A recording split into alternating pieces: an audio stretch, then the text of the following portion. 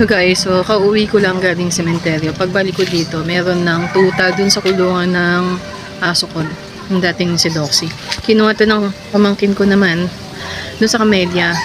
Sabi niya siya mag-aalaga. Pero syempre, dito makakatiis sa aso. Si tuta. Kawawa naman. So ito, papakita ko sa inyo yung itsura niya.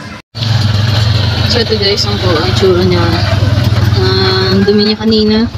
Kaniligo lang niya, pinaliguan ko na. Pasama ako dun sa mabait siya. Nagpatulong ko dun sa pamangkin ko para matuto. May sugat siya kaso lang magaling na yun. Napakabait niya, napaka-gentle niya. Kawawa naman. Lalaki. Yung balahibo niya naglalagas. Pero hindi naman siya mabaho. Then wala naman din siyang garapata. Kaso laki ng tiyan niya, panigurado yan, may bulati yan. Giniginaw siya. May sugat siya sa dibdib oh.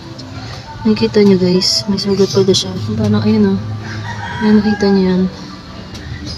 So dito muna siya, baka anong sakit niya ba? Sana wala siyang sakit. Ayan. So dito muna siya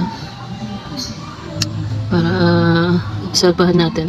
Pero hindi ako mag-aalaga niya na. Alalayan ko lang yung pamangkin ko para matuto. Ano pa lang siya, 10 years old pa lang siya. Natuwa siguro kaya yan dinala dito. So pinaliguan ko na siya ng Madre Cacao na sabon para naman may matanggal-tanggal kung ano man yung may sugat siya dyan sa napakabait niya oh.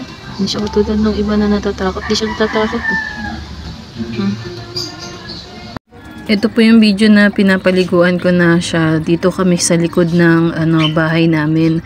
Medyo madilim kasi dito. Ang kumukuha ng video ito, yung pamangkin ko, yung kumuha at nag-adapt sa kanya. Yan, pinapaliguan ko siya ng Madre Cacao na sabon, tapos tubig. Saglit lang ko pinaliguan siya kasi baka masyado siyang ginawin. Kasi baka mabigla yung katawan niya kasi napaliguan. Ang sabi sa ng pamangkin ko dito, ilang araw na daw itong paikot-ikot sa subdivision po ng Camellia. Sabi din daw ng mga tricycle driver. Yung pamangkin ko siguro naawa siya kaya kinuha niya. Wala pa kasi ako sa bahay nung dinala niya. Dinagay niya dun sa kulungan ng dati kong alagang si Doxy.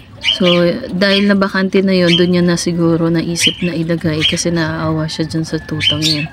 Ayan, sinasabon ko lang siya ng madalian kasi baka naman magkasakit at mabigla. So ayan, pinabubula ko ng husto para matanggal-tanggal yung mga putik-putik na dinala niya kasi medyo madumi siya ng slight. Kaya ayan, at binabanlawan ko siya ng maayos para naman na siguradong hindi siya mangangati dun sa sabon na ginamit ko sa kanya. Ayan, medyo natatakot na siya dun sa kasi siguro hindi siya sanay maligo. Napipiglas na siya dyan kaya kinakapitan ko siyang mabuti. Medyo madilim yung video, pasensya na guys. Ayan, binabanlawan ko lang na maigi para walang sabon na matira sa katawan niya. At talagang nagugulat siya sa pagbuhos-buhos ko ng tubig. Kawawa naman tong tutang to, pinabayaan na lang nung amo niya. Dito lang sa loob ng subdivision namin, talagang marami talagang pabayang amo dito, samantalang grabe yung pag-aalaga natin sa mga aso, tapos yung iba pinababayaan lang ng ganyan. So guys, ito na yung tutang makulit. Pareha siyang rescue. Galing tong ibang lugar, dinala dito. Then yung isa dinala galing dun sa Camellia, dinala dito. So banding sila.